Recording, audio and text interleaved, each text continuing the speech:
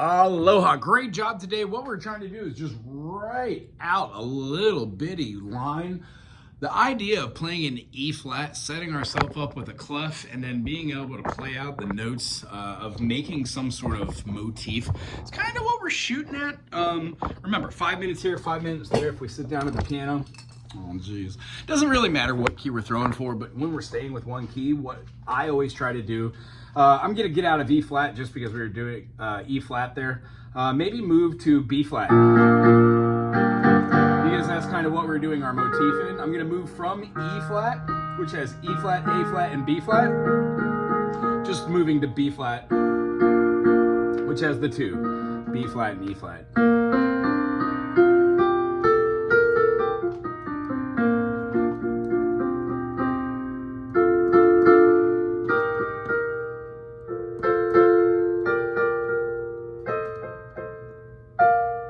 So writing a little motif, maybe starting just in the B.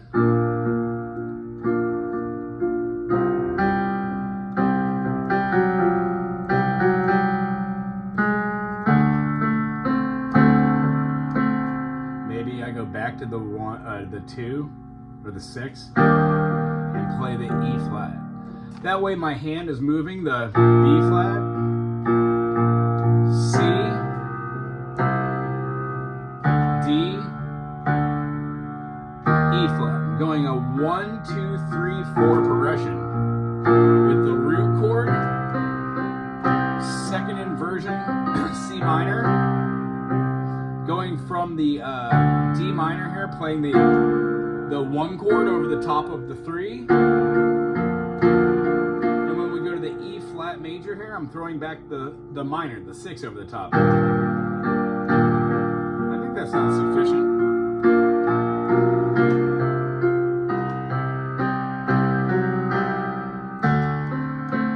You can even do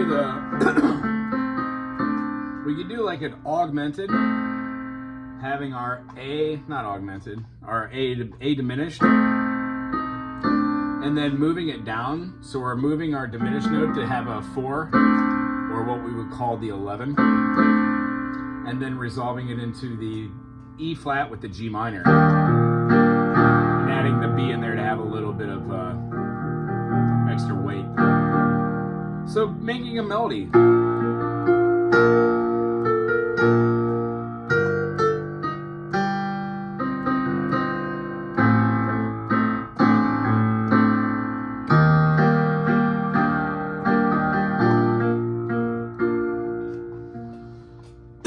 Once I establish a chord progression, I get rid of all the fanciness of trying to move it, and I just examine what it would sound like that.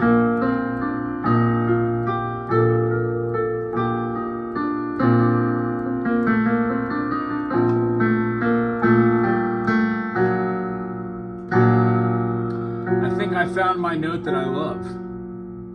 The F sharp or the G flat. So we're taking the G minor, and instead of having the G minor, we're altering it, and we're moving down our precious tones,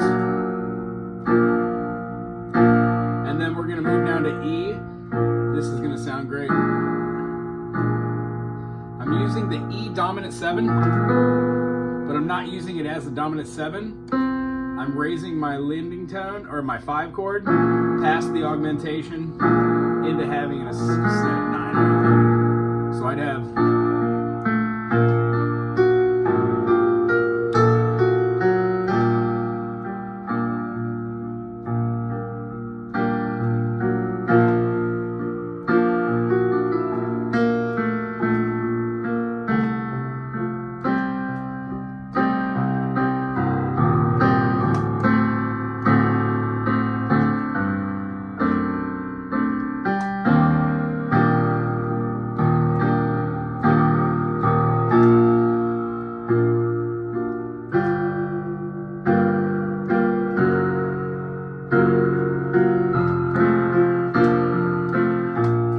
that. It could go blues at that point. So the melody line I would make up would definitely have this note in the passing note. 1, 2, 3, 4, sharp 5. What does that do? I'm seeing more of a movement from our B flat augmented. Seeing that in the key of B flat, we're just augmenting the prime. We're quite literally trying to use a different deceptive way of hearing our 1-3-5, 1-3 sharp 5 augmented. Well, our 1-3 sharp 5 could be a good contender for our B diminished into C, or our augmented could be a good contender to go back to our G minor with an E flat, or G minor with a D, or G minor with a C flat to build a lot of tension. That's more like just trading diminished at that point. Because essentially what we're playing here builds tension, but the next step is to build more tension by doing like this going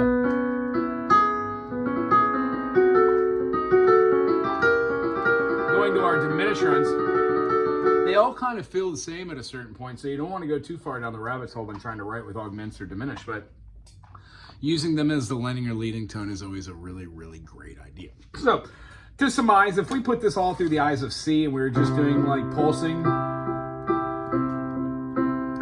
our thirds, major third, minor third, perfect fourth. And then moving the bass line,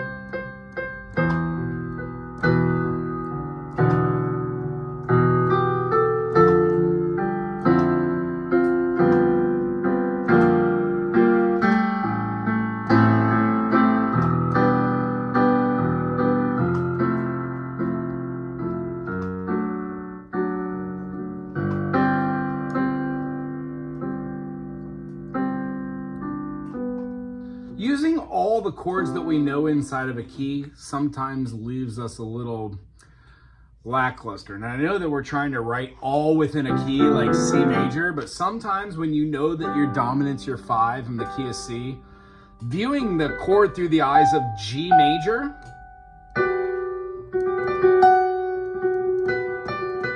and building a lot of other tensions which also do resolutions are great. So if you know your way around B flat as G minor and C major as A minor, there's a lot of really cool stuff you could do when you're trying to just not think of triads and you're trying to think of like maybe a 6th chord or a minor 7th as a moving chord, or a major 7th that's just adding a depth, so you can start doing some runs like